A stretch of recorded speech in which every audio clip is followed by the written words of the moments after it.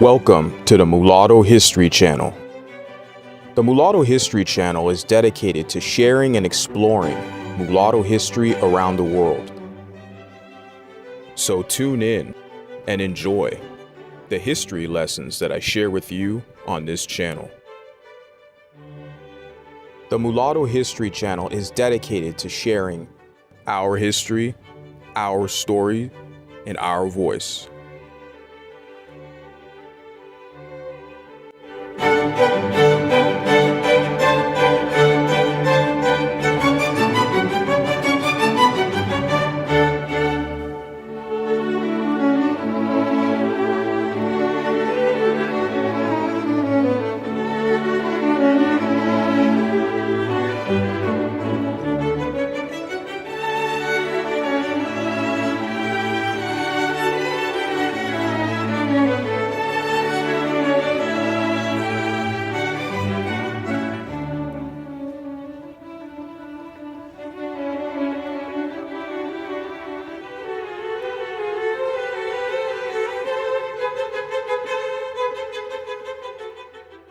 Chronological timeline of the mulatto designation in America.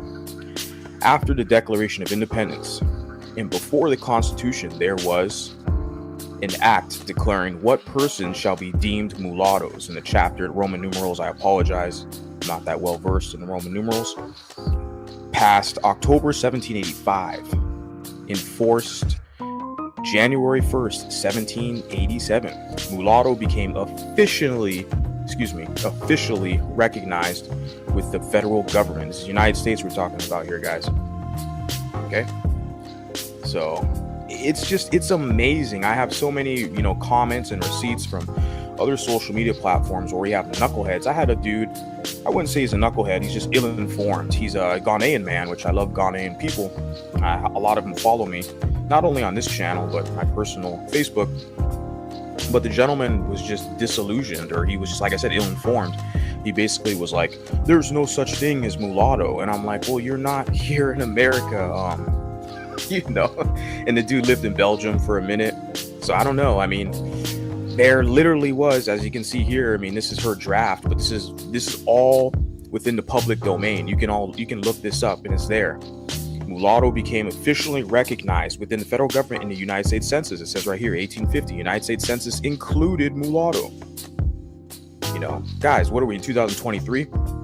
There is literally a track record and dates of our unique mulatto designation.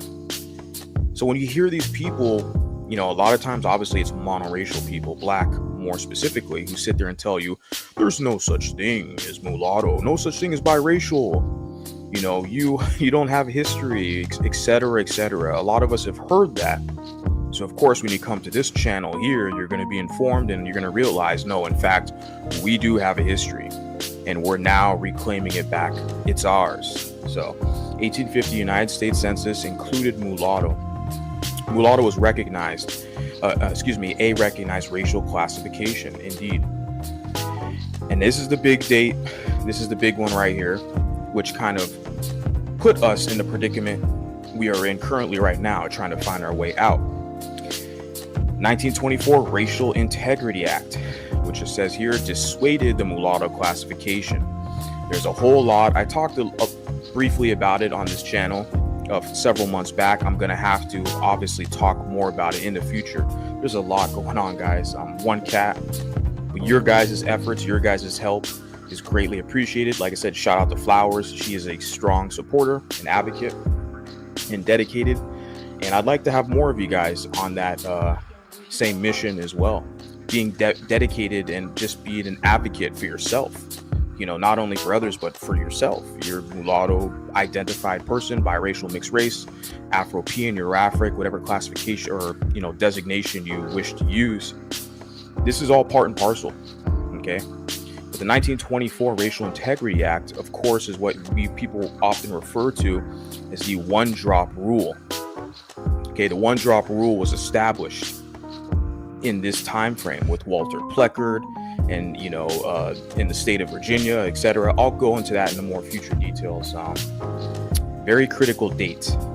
Almost 100 years later, here we are in 2023. we're still trying to figure out what the hell we're doing. The 1924 Racial Integrity Act one-dropped mulatto people back into blackness, okay?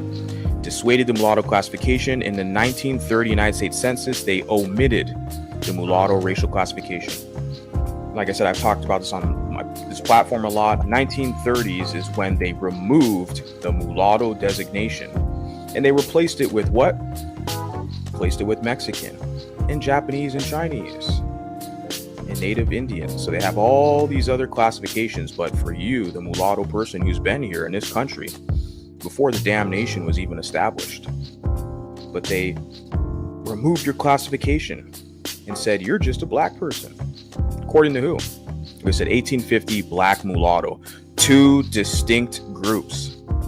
Okay, black, mulatto, white, right? 1870 Indian, Chinese, black, mulatto, white. Okay, 1870. 1890. Okay, this is post Civil War here. Indian, Chinese, and then including Japanese, and then included other classifications within this umbrella. They have black, mulatto, quadroon, octoroon, white. 1920, Indian, Chinese, Japanese, black, Negro, which is the same as black. It's black in Spanish. Mulatto, white, and then they have an other category. Now, 1924, you have the Racial Integrity Act, which was basically, spearheaded with a gentleman, well, I wouldn't call him a gentleman, but Walter Plecker, okay, who was very adamant about, neutralizing the mulatto group, right? So 1924, so then every 10 years, right, they have the census data collection in this country, America.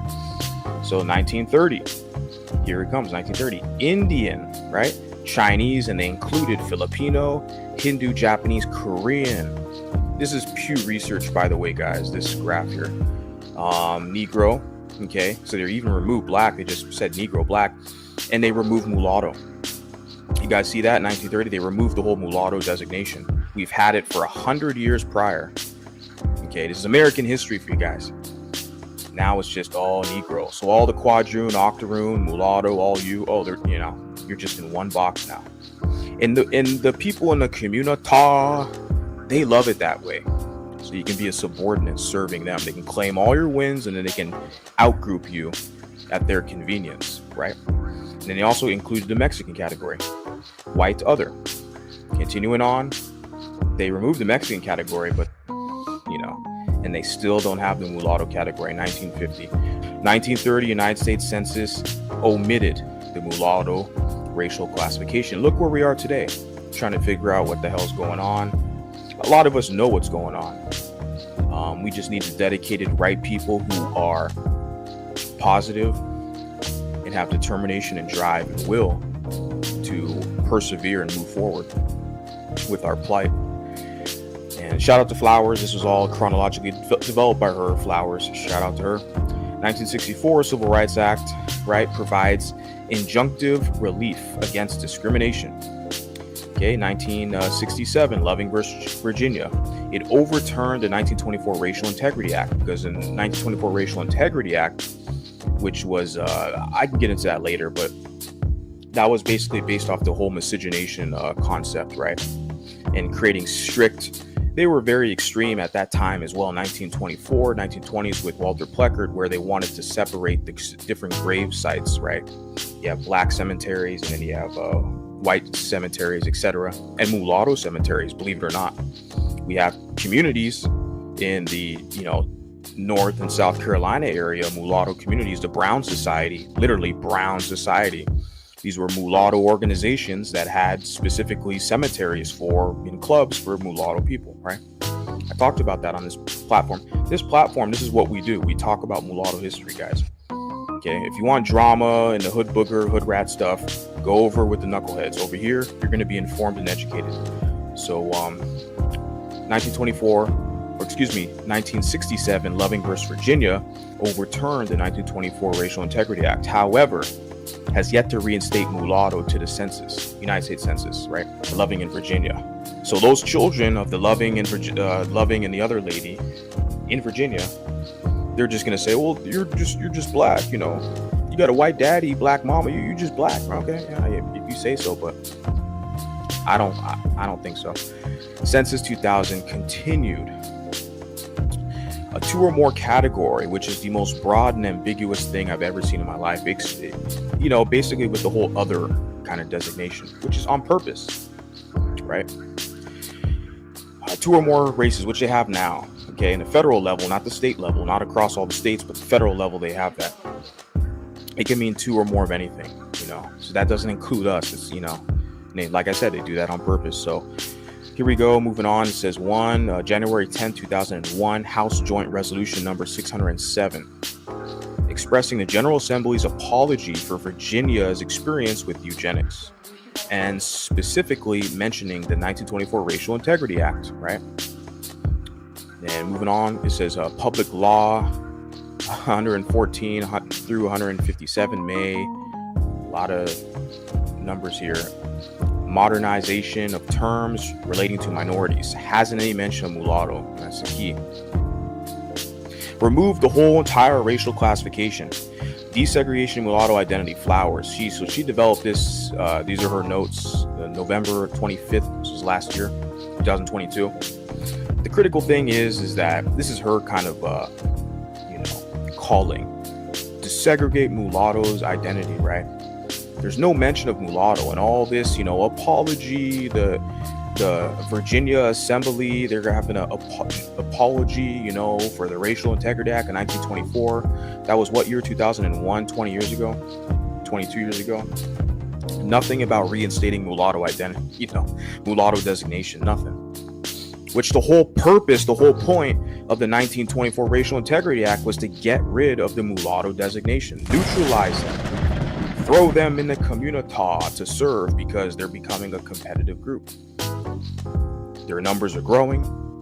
They're acquiring more wealth. They're building schools. They're building organizations, institutions. We don't want them to be competitive and comparable with that of the higher society. They have too much access to us. So we have to cut them off, throw them in with the underclass. And that's, look at where we're at today. Amazing. Shout out to you, Flowers. It's got Sharp in the house, says it's all about economics, and this was probably planned to destabilize us from the beginning as an influential force. Of course, yeah, no doubt.